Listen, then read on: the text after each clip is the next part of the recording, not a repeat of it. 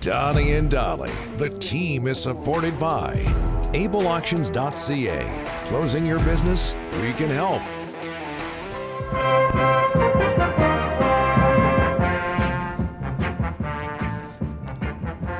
Friday, and all of our guests today, including Ray Ferraro, standing by, sponsored by Passant Motors.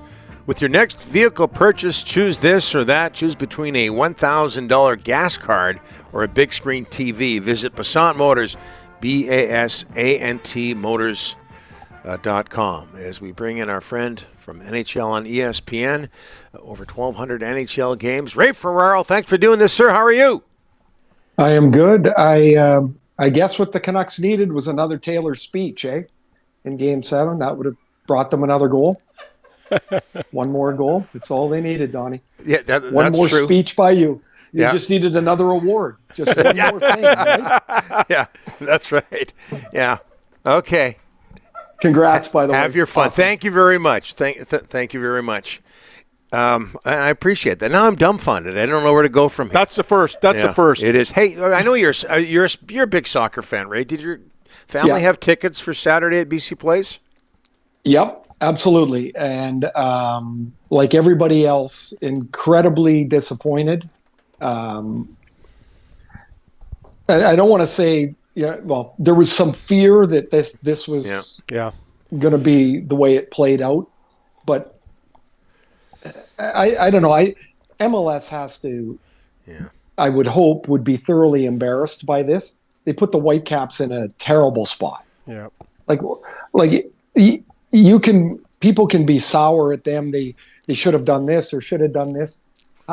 This is on MLS. This is their Apple rights streaming deal went through the roof when Messi signed, and people want to watch, and that had to be part of the deal. And to pull the plug on it is, it's a kick in the pants. We saw him one time, guys. Cammy and I and the boys were in Chicago. They had a Copa qualifier against Panama, and he had a bad back. I'm telling you, we went to the game. There were 70,000 people. We were in the last row of Soldier Field. It's like climbing Mount Everest to get up there.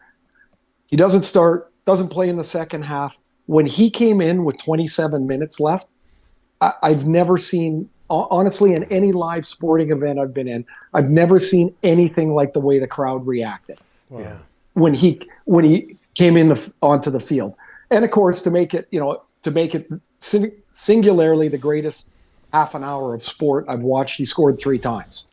And I'm telling you, we were like kids watching it, and the people get denied this by them not playing this weekend. It's a shame. It really is. I feel badly for all the people that shelled out a hell of a lot of money to be in those ticket packages. The reason they bought the packages was for this game. Yeah, absolutely. And I tweeted this out last night. I feel bad for the Whitecaps. All right. Yes, absolutely. Hockey, Ray. Oilers win in double overtime. We talked so much over the last month, and Rick Tocchet talked about this a lot. He's talked about it all season, about the Canucks' resiliency. What can you tell us about the Oilers' resiliency? This is a different team, right? It's built a different way. It approaches the game a different way. I really do think part of that approach is maturation of the players, but I do think part of it is the way that Chris Knobloch coaches. Guys, you've seen him do his interviews. Yeah. You should talk to him privately as well, because he is like steady, never really gets too excited, never looks too far ahead, never really talks about the next game, talks about like what's going on right now. I think the Oilers are built to play a game that maybe doesn't go their way and win it better and more frequently than they've ever been. When Sagan scores to tie it 2-2, like they could have folded, and they didn't. When McDavid takes the penalty, 20 seconds into overtime, I know they got some luck. They hit 2 goalposts, but man, they killed off a 4-minute penalty. They won a game in LA in the first round. They had 13 shots. Like the Oilers do not win those games before. I just think they're built differently, and they can withstand stretches of the games now where they don't play very well. And I think in the past they maybe would have panicked a bit, opened up a bit, given up an extra goal, and then you just can't quite get back. Clearly there's 4 teams left. They're going to be a real tough out for Dallas. I think Dallas is terrific.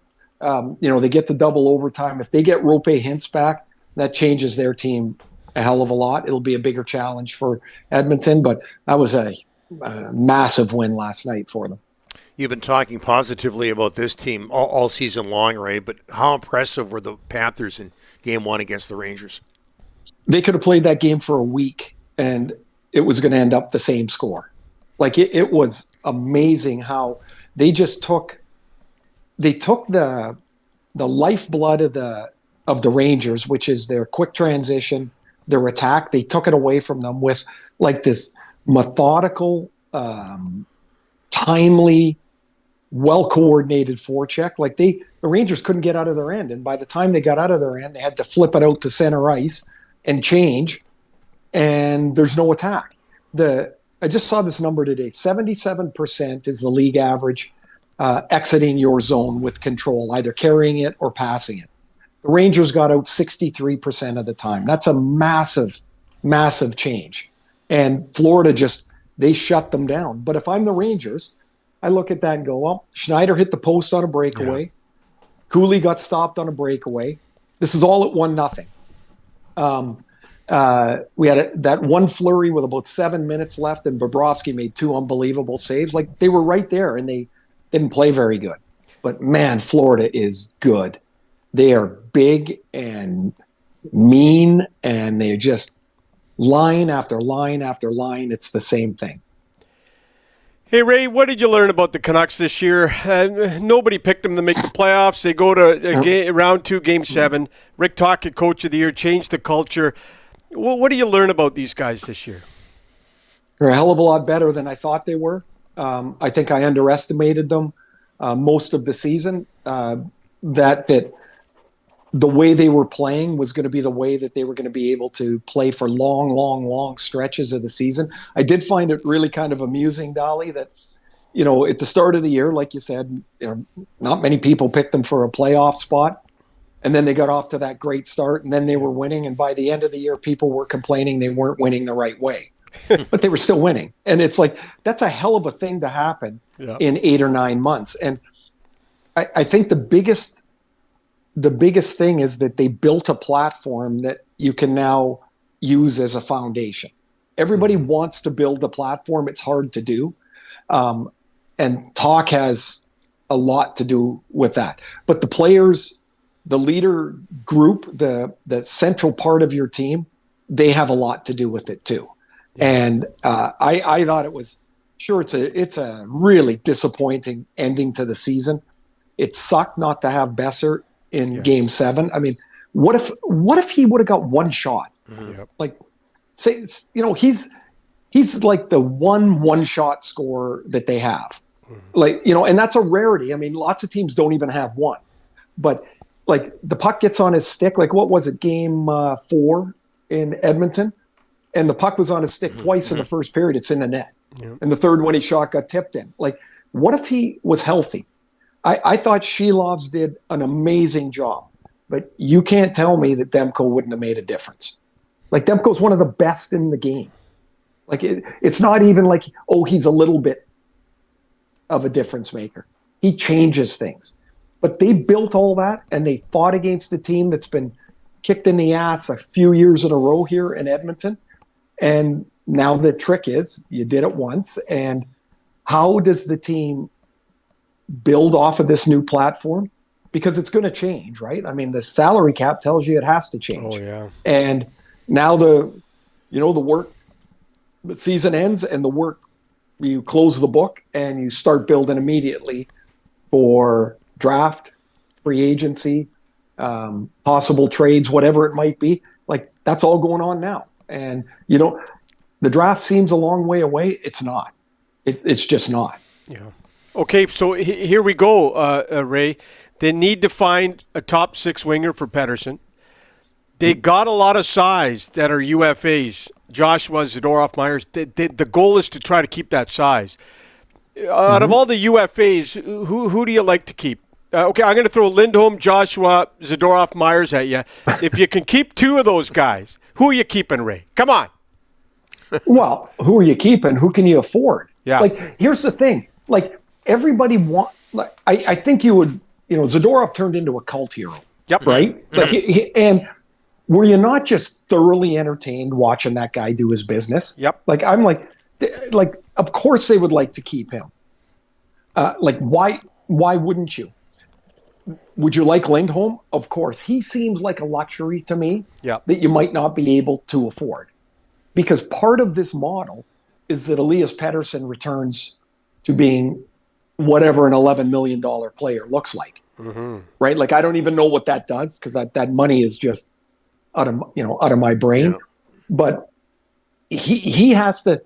You say they need a top six winger. Of course they do.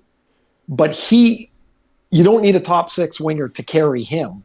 You need him to be able to drive his own line, which he will be able to do. Because, you have to be confident. That's why you signed him to the deal.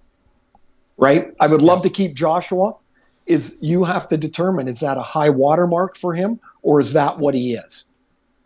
Everybody has a career year. Right? I had one. I was not a 40-goal scorer, but I scored 41 goals and I scored 40 goals. You have to make sure that, is Joshua the player of the regular season and some of that first round and part of the second, or is he one that went quiet in the first round and some of the second round? Like, so you have to determine all of this because the decisions are so critical. Like, I would think they would love to sign. Why wouldn't you want to sign Tyler Myers? He had a fabulous year. Yeah. Fabulous year. But what if his dollar figure is like, we just can't do it? I worry that becomes the discussion with a few of these players, guys. Yep. Is that, you bet 100% we want to sign that guy. Can't do it. Can't make that commitment. And then you move on to, okay, so player A, I don't want to say any names because people start thinking you guys know why. So player A, he wants $4 million. We can give him $3 million. Mm-hmm. If he gets $4 million, can we find a guy for $2.5 million or $2 million that's 80% of the player he would be at $3 million? Like, you got to make you've only got so much sand that fits in the jar. And I think this is, and I'm not even kidding, and it's not even just because it's the Canucks. I think this is the worst part of the salary cap. It really is. Is that not just the Canucks, but teams build and you try for your little window, and then you got to throw guys to the curb that you have no desire to do. Yeah. And I kind of think it sucks. I really do. Yeah, punished for success. Hey, yes, because guys play themselves out of the. Here's the other thing that the guys have to think of. You might be in the best place that you'll ever be. Mm-hmm. And you might leave the best place you'll ever be for more money. And I don't begrudge anybody for doing that, but that's a decision that you've got to weigh, because you could take that step and about 3 months into that new step go, I'm in the wrong place. It happens a lot. Before we let you go, Ray, have you ever had to deal with tendonitis in any part of your body, like Elias Pettersson? And how serious is that? How would you have to deal with? It's painful. It's aggravating.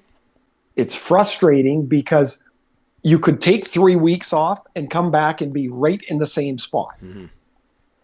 And you do treatment, and you have like pretty detailed treatment to the area of inflammation. Mm-hmm.